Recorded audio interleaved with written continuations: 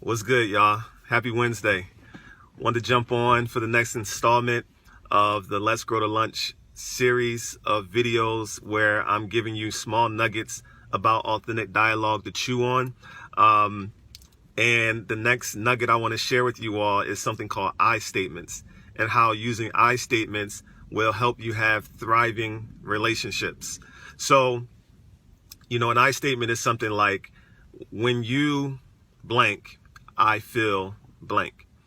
When you're in a disagreement or a conflict with someone, I know that as I was coming of age and before I learned these skills, I would notice that I would use blanket generalization statements or absolute statements like, you never XYZ, or you always do XYZ, or you always say XYZ.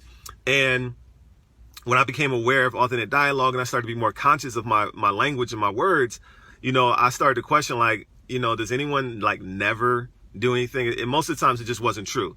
It wasn't true that someone always did something. It was maybe a sometimes, but when I was angry, I would use those terms like always or never, and that would just escalate the conflict, escalate the disagreement, and just keep us at odds and keep us at tension, and just kind of, just the traditional way that I handle problems, and I see a lot of other people handling problems, which is arguing, debating, trying to win. So we use these like forceful statements, and it just sounds more aggressive and more forceful when we say you always or you never, because we're trying to win or get one up or even hurt the person that we're talking to in some way because we may feel hurt. So obviously none of those things have a place within the confines of authentic dialogue. So as I've stated in previous videos, none of these things work unless you've already set a foundation and both people or all parties have agreed that you're going to resolve a conflict, or that authentic dialogue is going to be your go-to form of communication when conflict arises. Because there has to be a level of trust for you to be vulnerable to use I statements and the other things that I've taught you. So, again, so when something happens and you want to express how you feel, in order to gain empathy, use I statements. When you said something so-and-so, I felt, and it just brings it back to the feelings behind the issue. And it's not about all those other distractions and things that just raise the tension. It brings it down.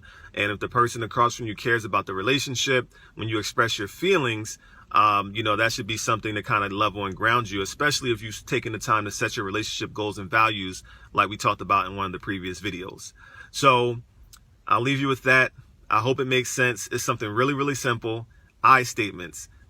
When you state the problem, when so-and-so does XYZ, and you tell them how you feel, I feel, you're setting yourself up for a healthy dialogue.